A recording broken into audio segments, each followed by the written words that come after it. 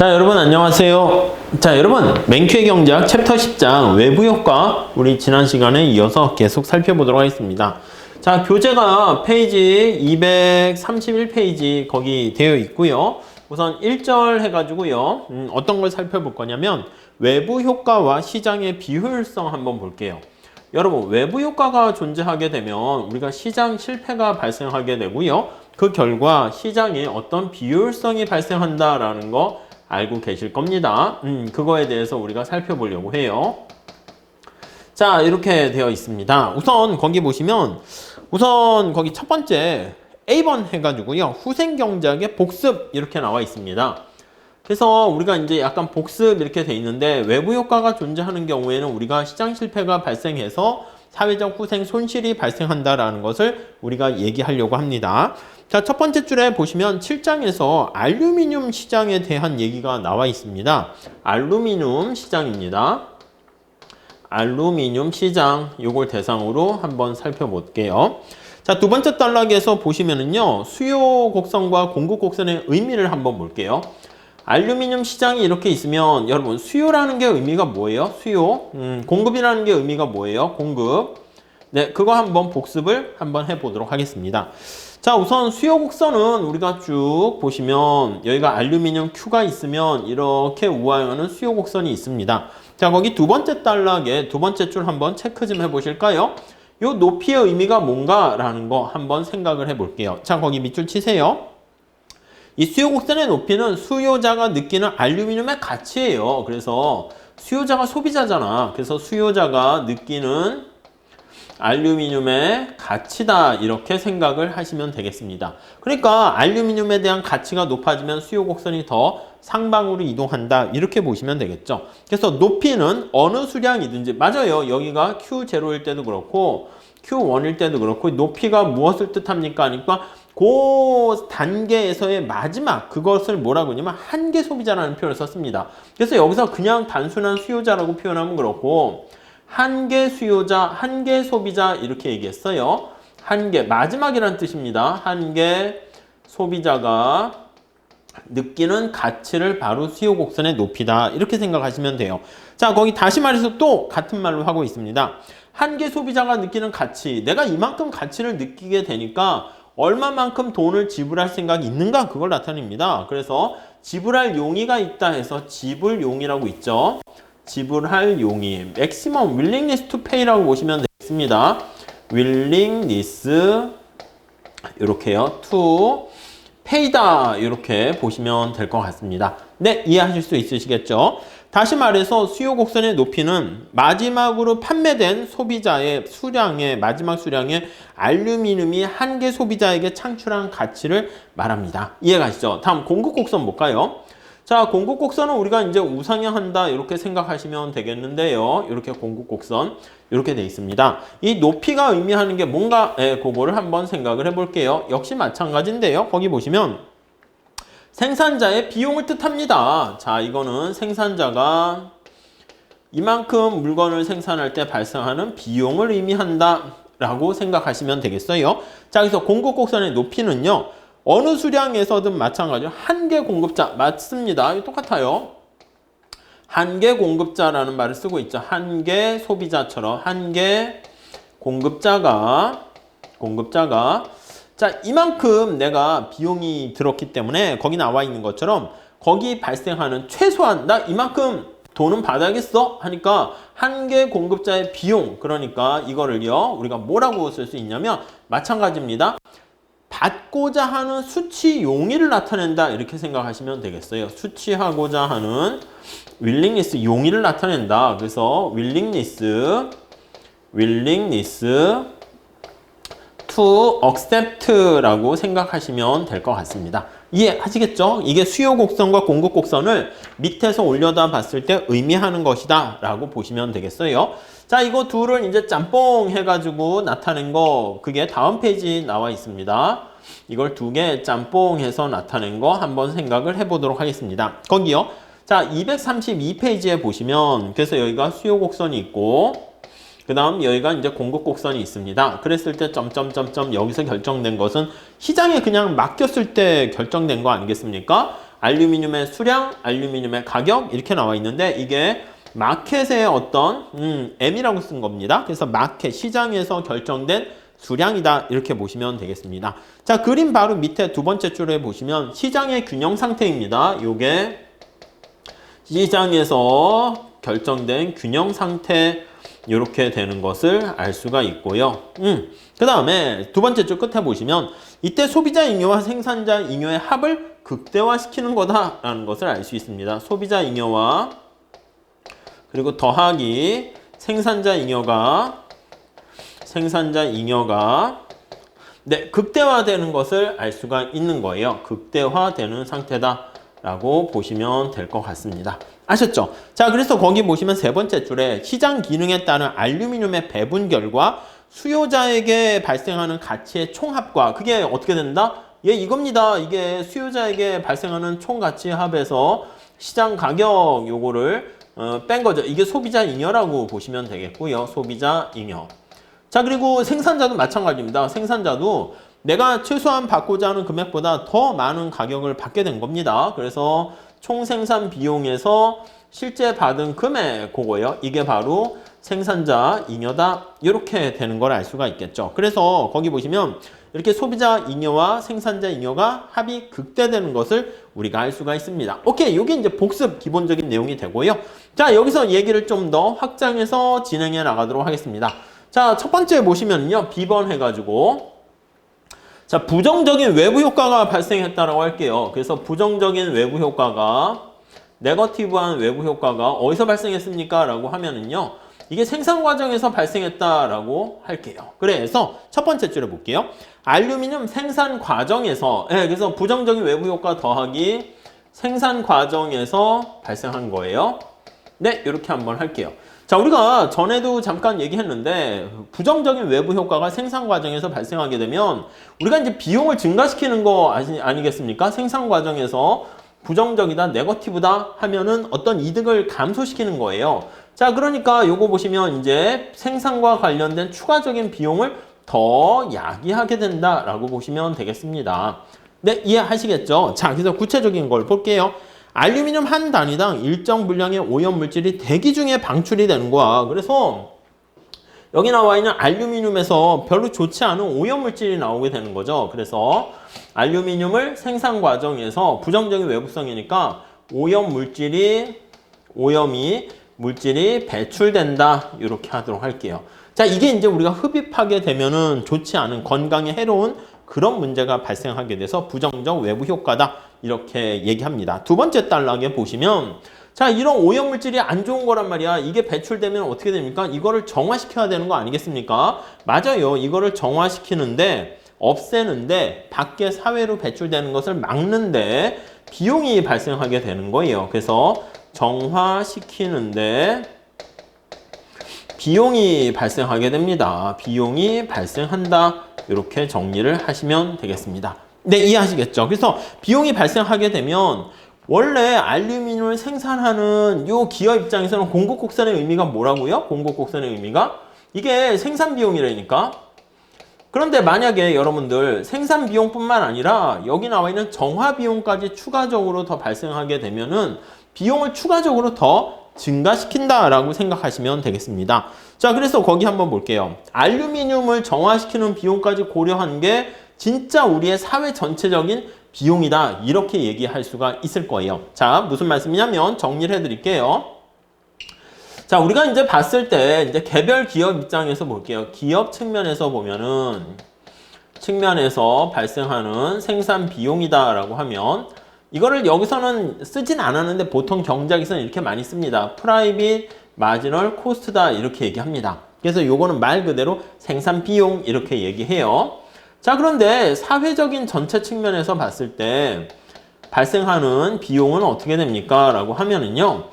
이 생산 비용뿐만 아니라 이걸 SMC라고 얘기합니다. 소셜 마지널 코스트 이렇게 얘기하는데 이거는 기업이 생산하는 데 들어가는 비용에다가 추가적으로 여기서 말씀드린 이런 외부 비용이 추가적으로 발생하는 거예요. 그래서 그거를요 보통 외부 비용이다 해서 EMC 이렇게 얘기를 합니다. 자, 이게요 오염물질을 정화시키는 데 따르는 비용을요 externality. 그래서 E예요. 그래서 리티. 그래서 MC, 마지널 코스트다. 이렇게 보시면 되겠습니다. 네, 이해하시겠죠? 이렇게요. 자, 그러면 우리가 사회 전체적으로 봤을 때는 기업이 생각할 때 들어가는 생산 비용 외에다가 여기 외부 비용까지 고려해서 얘기를 진행해야 되는 거 알 수가 있습니다. 그래서 두 번째 줄 보세요. 거기 밑줄 치세요.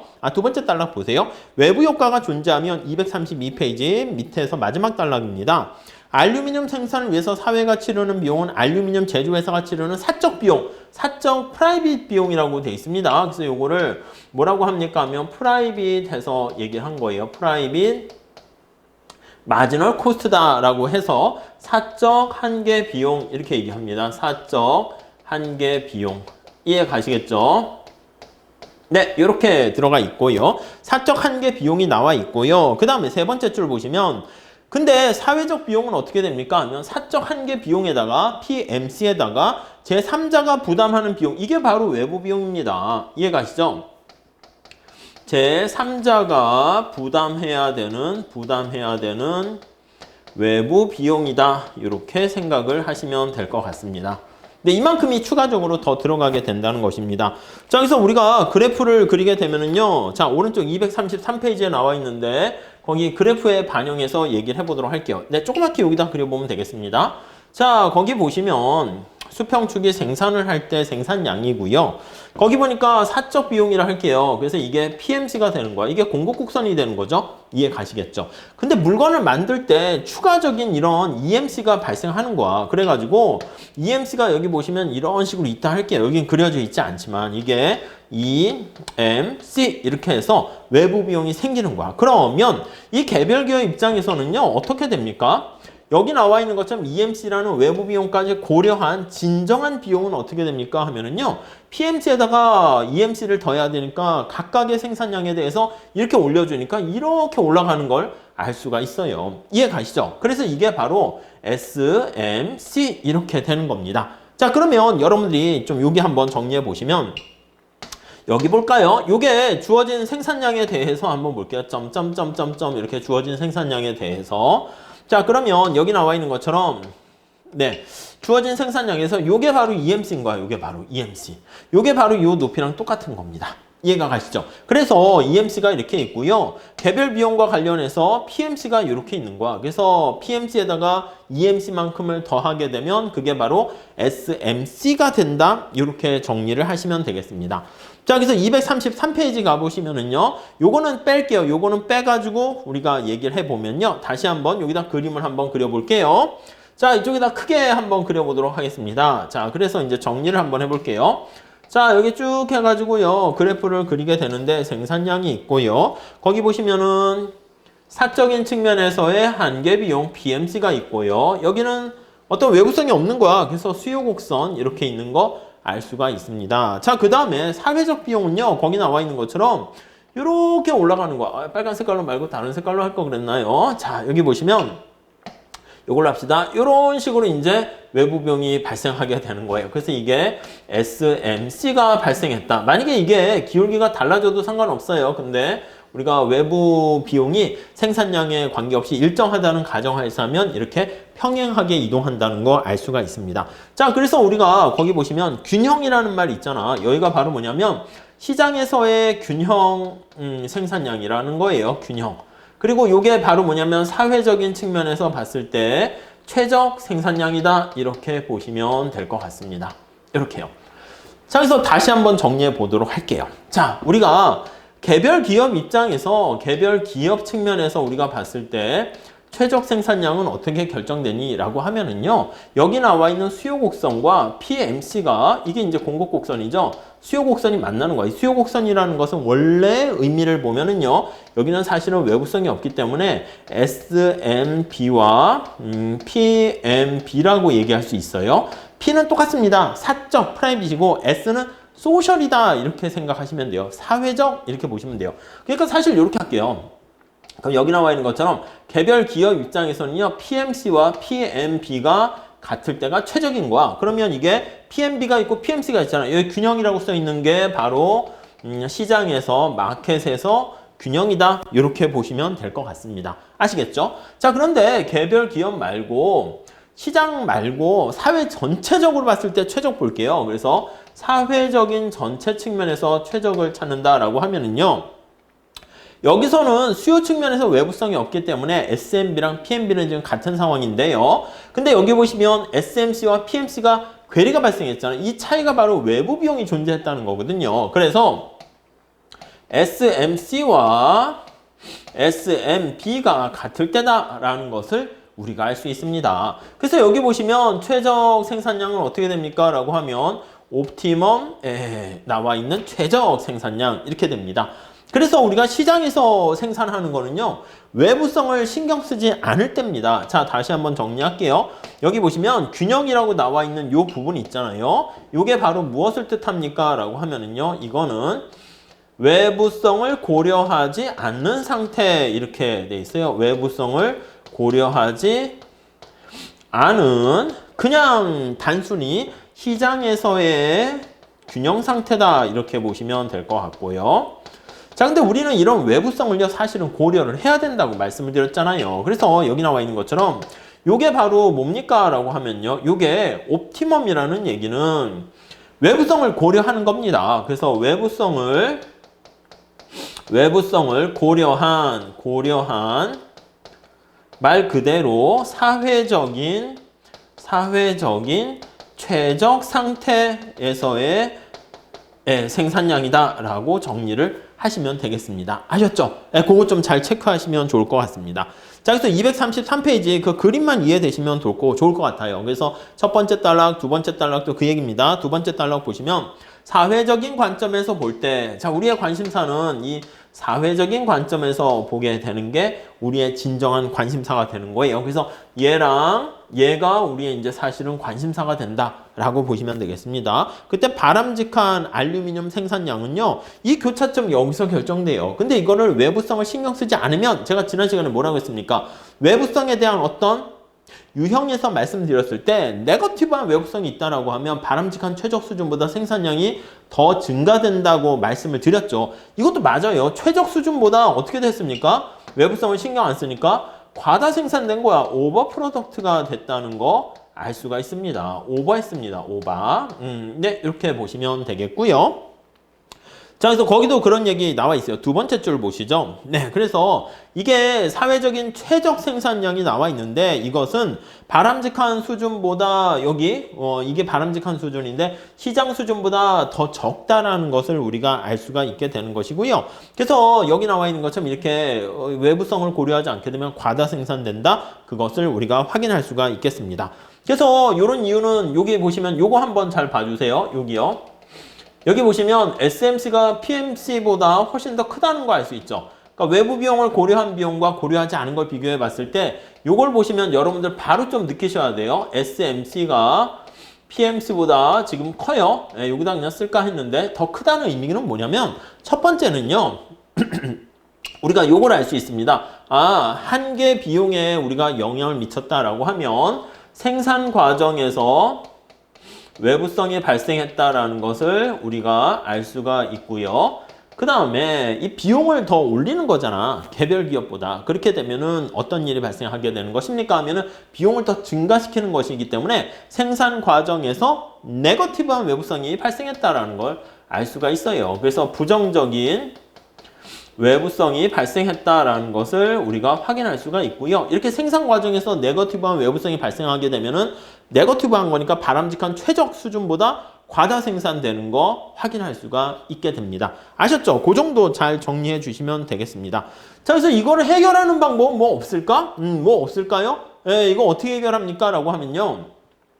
우리가 지난 시간에 얘기한 것처럼 여기 기업들이 일부러 그런 건 아니야. 잘 몰랐었던 거야. 이게 외부 비용이 발생하게 되는데 이걸 알고 그랬으면 안 된다고. 이걸 잘 몰랐기 때문에 자기가 그냥 오염물질을 배출하고 있었던 거거든요. 그러니까 뭐 종이 만들 때 다이옥신 나오는 것도 그렇고 알루미늄 만들 때도 난 종이와 알루미늄을 만들어서 사회에 기여하려고 하는데 본의 아니게 이렇게 나쁜 오염물질이 나온 거잖아. 근데 이제 그걸 정부는 알고 있어. 정확한 정보를 알고 있다는 전제하에서 얘기하는 건데 그렇게 되면 얘한테 비용이 비용이 진짜 이만큼 들었는데 그보다 적게 들어갔다고 착각을 하고 있는 거잖아. 그러니까 비용을 더 증가시키면 된다고요. 어떻게? 이만큼 최적 수준에 맞춰가지고요. 이만큼 기본적으로 텍스를 부과하면 됩니다. 그럼 여기 PMC에다가 이 공급곡선이 이렇게 상방으로 이동해서 이 주황색깔 보이십니까? 이렇게요.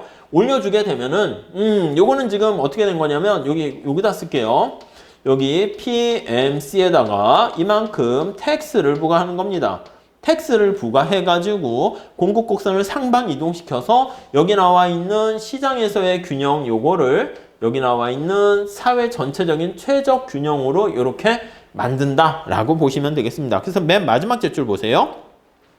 마지막 단락 보세요. 233페이지. 사회 계획과는 어떻게 최적 생산량을 달성할 수 있을까? 한 가지 방법은 알루미늄 생산자에게 생산량에 비례해서 세금을 부과하는 것이다. 세금이 부과되면 공급곡선이 세금 위로 이동하게 되고요. 세금이 환경오염으로 인한 외부 비용을 정확하게 반영한다면 다음 페이지 넘어갈게요.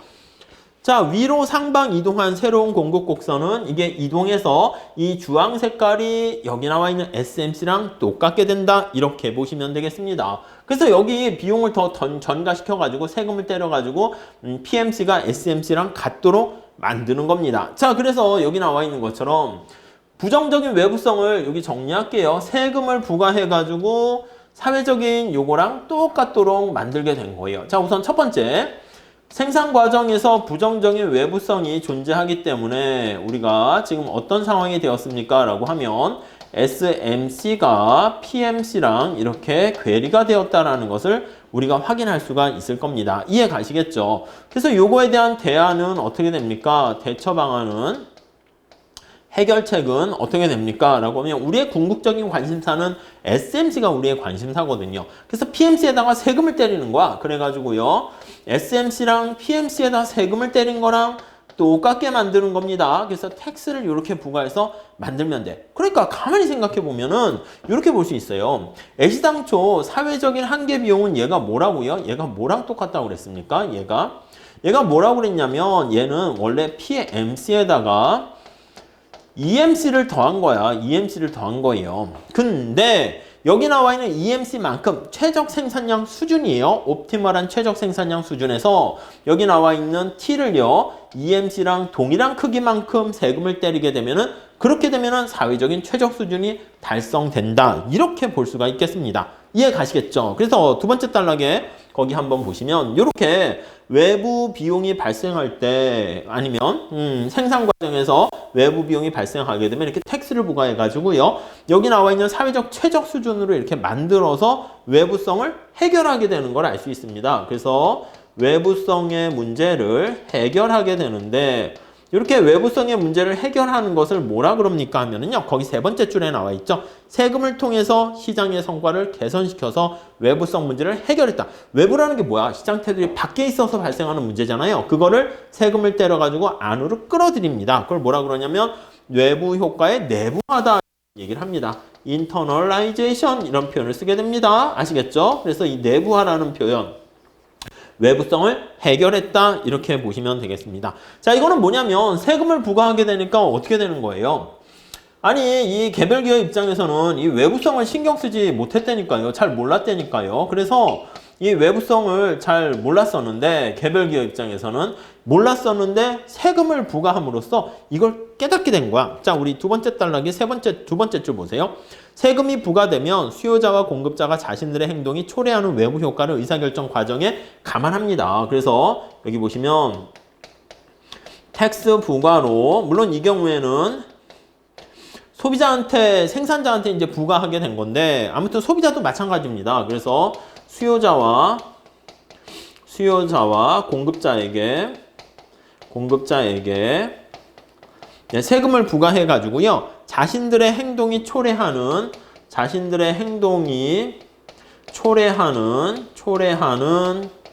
일부러 그런 건 아니죠. 외부 효과가 있을 겁니다. 이 외부 효과를 어떻게 한다? 의사결정 과정에서 고려한다고요. 선택 과정에서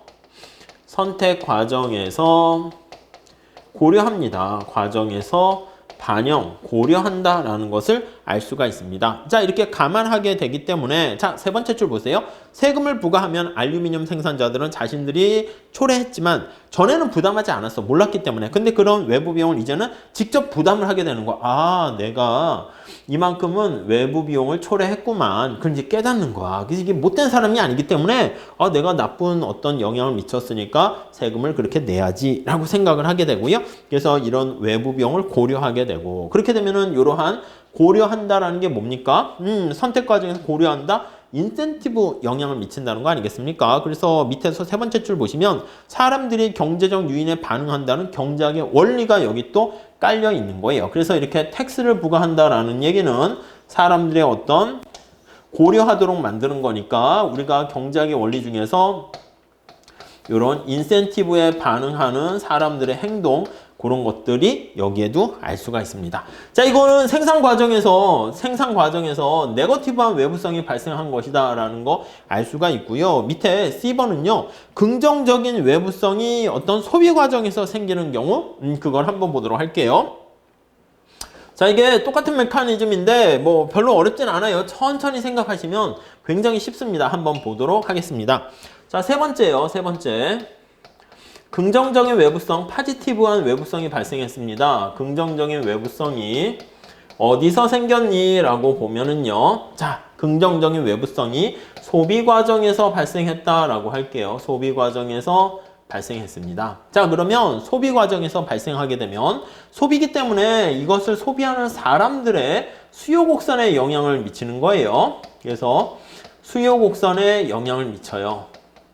자, 수요 곡선에 영향을 미치는데 이게 어떤 이로운 외부성이냐 해로운 외부성이냐 하는데 이거는 이로운 외부성이에요. 긍정적인 외부성입니다. 그러면 수요 곡선 상에 영향을 미치는 건 알겠는데 이로운 외부성이 발생하게 되면 수요 곡선이 편익을 나타내는 곡선이잖아요. 그러니까 마지널 베네핏이라고 하는 이러한 한계 편익을 증가시킨다라고 생각을 하시면 될 것 같습니다. 네, 이해할 수 있으시겠죠?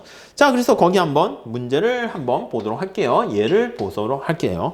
자, 234페이지 가보시면 첫 번째 줄. 어떤 경제활동은 제3자에게 비용을 초래하지만 제3자에게 이득을 주는 경우가 있습니다. 어떤 예가 있습니까? 교육, 이런 게 있어요. 교육. 아, 이게 이제 이론 외부성인가 보지? 네, 편익은 대부분 개인에게 돌아가게 됩니다. 자, 세 번째 줄. 교육을 받은 근로자 입장에서는 생산성이 높아지게 되고요. 이에 따라 더 높은 임금을 받게 돼요. 그래서 교육의 편익은 교육을 받게 되면 교육을 받은 거기 보시면 교육 근로자는 생산성이 향상돼요. 그래서 생산성이 올라가게 되고요. 생산성이 높아지면 당연히 임금도 어떻게 됩니까? 당연히 높아지는 거죠. 생산성은 동일한 시간과 노력을 투입했을 때 아웃풋이 얼마나 되는 건데 다른 사람보다 아웃풋이 더 좋아지게 되면 더 높게 되면 당연히 임금도 높아진다 이렇게 보시면 되겠습니다. 자, 그런데 그 교육이라는 것은요. 사적 편익을 넘어서 긍정적인 외부 효과도 창출돼요. 이거는 개인한테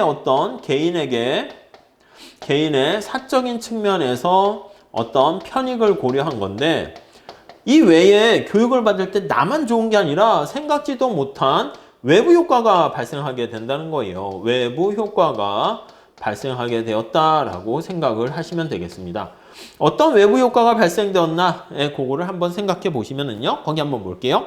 당연히 이로운 외부성이 발생했겠죠. 거기 보시면 한 가지 외부 효과는 국민들이 교육을 많이 받을수록 이 개인이 아니라 이제 국민들로 간 거예요. 사회 전체적인 측면에서 외부 효과니까 사회 전체라고 쓸게요. 사회 전체적인 측면에서 긍정적인 외부 효과가 발생하는 거예요. 그래서 국민들 입장에서 봤을 때 교육을 많이 받게 되면 현명한 투표자가 돼서 모든 이들에게 도움이 되는 보다 나은 정보를 갖게 된다. 그렇죠. 투표를 정확하게 잘하는 거야. 그래서 현명한 투표자가 됩니다. 네, 이해하시겠죠? 그래서 현명한 투표자가 돼서요. 제대로 좋은 국회의원과 정치인을 뽑아가지고 좋은 정부를 갖게 되면 그 나라는 당연히 발전하겠죠. 그러니까 우리가 이제 후진국일 때 뭐 그렇게 혼동 속에 있는 그런 나라들은요, 국민들이 또 약간 우매한 측면이 있기 때문에 교육을 잘 모르고 정치 이런 거에 잘 몰라서 이상한 사람을 뽑게 되면은 결국은 뭐 이상한 정부가 탄생해가지고요, 국민들이 또 다시 고통을 받게 되겠죠.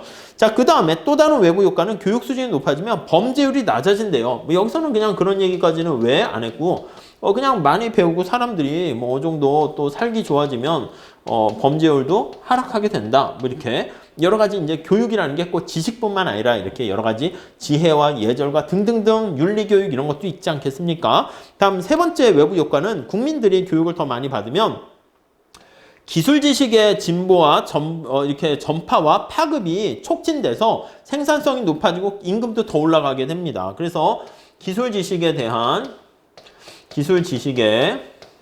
어떤 파급이 더 증가한다라는 거 알 수가 있어요. 아니, 우리가 뭐 아는 만큼 세상이 보입니다. 그렇기 때문에 여러분도 경제학을 공부해야지 세상이 돌아가는 경제 원리를 알게 되지 않겠습니까? 그러니까 기술 지식이라든가 그냥 경제 지식이라든가 이런 거에 대해서도 많이 알면 알수록 사람들이 그만큼 현명한 선택과 현명한 판단을 하게 된다라는 거 알 수 있습니다. 그래서 누가 좋은 얘기를 해주면은 알아야지 그걸 바로바로 받아서 이해를 하게 되겠죠. 자, 이런 경우에는 어떻게 됩니까? 라고 하면요, 이것도 비슷한 메커니즘인데요. 자, 우리가 소비 과정에서 긍정적인 외부성이 발생하게 된 겁니다. 저기서 왼쪽에 그래프를 보시면 234페이지 한번 볼게요. 자, 우선 외부성이 없는 경우 볼게요. 외부성이 없었을 때는 우리가 언제나 이게 생산량이고요. 거기 보시면 수요 곡선도 이렇게 그냥 보시면 돼요. 프라이빗만 생각할게요. 프라이빗, 마지널, 베네핏 이렇게 쓰시면 좋을 것 같습니다. 거기는 뭐 그냥 사적 가치 이렇게 나와 있는데 프라이빗이에요. 그 다음 공급 곡선은 사적 비용인데 여기서 외부성이 없기 때문에 PMC라고 해도 되고요. 얘랑 또 뭐가 똑같습니까? 라고 하면요, 얘는 그냥 SMC랑 똑같게 되는 거예요. 그러니까 생산 과정에서 외부성이 없었기 때문에 그렇습니다. 자, 그런데 지금 우리가 말씀드린 것처럼 이런 교육이라는 프로그램을 우리가 이용하게 되면 사적인 측면에서도 어떤 편익을 얻게 됩니다. 우리가 여기다가는 그냥 여러 가지 변수를 다 넣어야 돼. PMC, SMC, PMB, SMB 다 써야 되는데 그냥 P의 가격으로 그냥 하나만 이렇게 대표해서 넣도록 하겠습니다. 그러니까 이런 외부성이 소비 과정에서 발생하게 되면 여기 나와 있는 프라이빗, 마지널, 베네핏보다 그만큼 더 위로 편익이 올라가게 되는 겁니다. 자, 그래서 여기 나와 있는 것처럼 이렇게 사회적인 좋은 외부 효과가 발생하게 되는 거예요. 그래서 얘가 바로 SMB 이렇게 얘기합시다.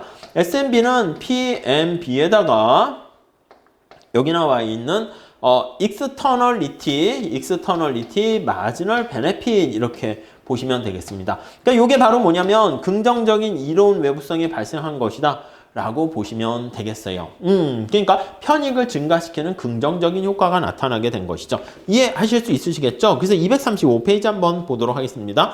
두 번째 단락 거기 한번 보세요. 두 번째 단락의 첫 번째 줄. 자, 긍정적 외부 효과의 경제적 분석은 부정적 외부 효과랑 비슷해요. 곡선이 이동하는 건데 어떤 게 어디로 이동하는가 보시면 되는데 두 번째 줄 보시면 긍정적 외부 효과를 창출하는 재화에 대한 수요 곡선은 그 재화의 사회적 가치를 반영하지 못하는 거야. 아까 얘기했던 것처럼 교육에 대한 외부 효과를 반영하지 못해서 아니 내가 임금 좀 더 생산성 올라가서 나만 좋은 거 그것만 얘기하는 건데 사회 전체적인 이런 긍정적인 외부 효과까지 반영하지 못하는 거야. 그래서 시장에서의 균형점은 어떻게 됩니까? 하면은 요거라니까요. 시장에서의 균형점이 여긴 거야. 그래서 시장에서의 균형 이렇게요. 여기서 보시면 Q, 마켓 이렇게 나와 있어요. 그런데 이렇게 긍정적인 외부성까지 우리가 고려하게 되면 이게 사회 전체적으로 봤을 때 최적 생산점이 되는 겁니다. 그래서 우리가 여기 있는 것처럼 최적 생산량이 최적이라고 쓸게요. 최적. 이게 진짜 바람직한 거지. 우리가 뭐라고 했습니까? 네거티브한 외부성은요, 나쁜 짓은 하지 말라고 해도 더하는 측면이 있고, 이건 좋은 거잖아. 좋은 거는요, 바람직한 수준보다는 이제 좀 과소 생산 공급되는 경우가 있게 되는 겁니다. 자, 그래서 거기에 나와 있는 것처럼 바람직한 수준보다 이렇게 언더 프로덕트 돼서 과소 공급된다라는 거 우리가 알 수가 있게 됩니다. 네, 이해하실 수 있으시겠죠? 자, 그래서 거기 보시면은 235페이지 고 헷갈리시면 안 됩니다. 두 번째 단락에서 마지막 줄 보세요. 따라서 사회적으로 바람직한 생산량은 주인공이 이거야. 바람직한 생산량은 시장이 스스로 자연스럽게 도달하는 균형 거래량보다 사회적인 바람직한 생산량이 이땐 더 많다고요. 그러니까 시장에서 결정되는 균형 생산량은 사회적인 바람직한 최적 생산량보다는 이때는 적다 이렇게 돼요. 주어에 따라서 많다 적다 이걸 달리 표현한 것이죠. 네, 그런 것도 시험 문제 자주 나오니까 암기하지 마시고 이 그래프를 잘 이해해서 머릿속에 넣으시면 되겠습니다. 자, 이거 어떻게 내부화시킬 수 있습니까? 이게 좋은 일이잖아. 권장을 해야 되는 거잖아. 그러니까 여기 나와 있는 것처럼 사적인 한계 비용 이거 이제 신경을 내가 못 쓰고 있었는데 여기다가 어떻게 합니까? 이거는 좋은 일이니까 촉진시켜 줘야 돼요. 좋은 일이니까. 그래서 과소 생산된 거를 뭔가 권장을 하고요. 촉진을 시켜야 된다라는 것을 우리가 알 수가 있습니다. 그래서 어떻게 권장하고 촉진시킵니까? 라고 하면은요, 왜 장학금을 주는 거지. 그래서 보조금을 주는 거지. 그래서 방법은 뭡니까? 보조금을 지급한다라고 정리하시면 될 것 같습니다. 자, 보조금을 지급하게 되면 이런 인센티브를 통해서 얼마만큼 지급해야 되냐 하면요. 요게 이제 관심사가 최적 수준이기 때문에 여기에 맞춰서 지급을 해야 돼. 여기에 맞춰서 이만큼을 지급해야 된다라는 것을 알 수가 있습니다. 자, 그래서 정리를 하게 되면 보조금을 지급해서요. 여기서 이만큼을 보조금을 지급하는 거야. 이게 서브시디를 이만큼 지급을 하게 되면은 그러면 편입곡선이 이렇게 올라가게 되는 거죠. 자, 그러면 여기 한번 정리해 볼게요. 이 보조금을 이렇게 지급해야 돼요. 보조금 지급하게 되는 크기 이렇게 돼 있습니다.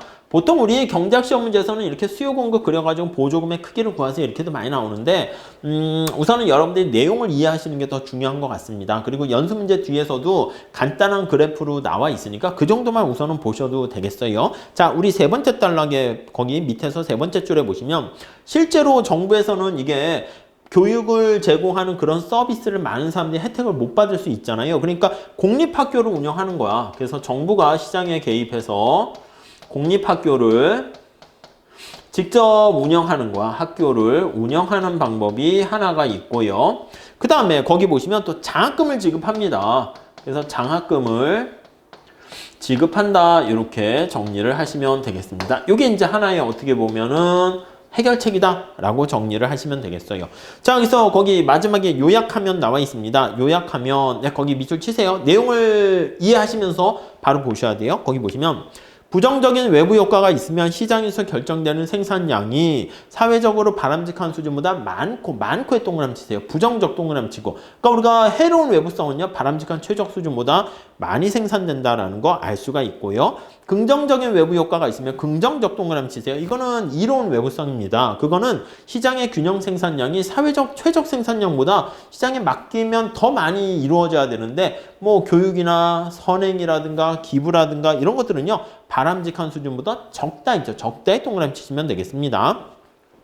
자, 그래서 이게 부정적인 외부성은 나쁜 짓이니까 채찍을 때리는 겁니다. 그래서 어떻게 된다? 맞습니다. 세금을 부과하고요. 긍정적인 외부성은 어떻게 되는 거예요? 좋은 거잖아. 촉진, 권장할 만한 것입니다. 그래서 보조금을 지급한다. 이렇게 정리를 하시면 되겠습니다. 그래서 세금과 조세와 보조금을 통해서 외부성 문제를 해결한다고 할 수 있는데 이것을 외부성을 내부화한다. 내부화에 동그라미 치시면 될 것 같습니다. 아셨죠? 자, 이렇게 해가지고요, 우리가 부정적인 외부성과 이로운 외부성이 생산과 소비 과정에 발생했을 때 어떻게 희소한 자원 배분을 최적 수준에서 이탈되게 만드는가. 그래서 그것을 바람직한 최적 수준을 만드는데 어떤 방법을 사용할 수 있는가에 대해서 살펴봤습니다. 자, 여기까지 우리 하도록 하겠습니다. 감사합니다.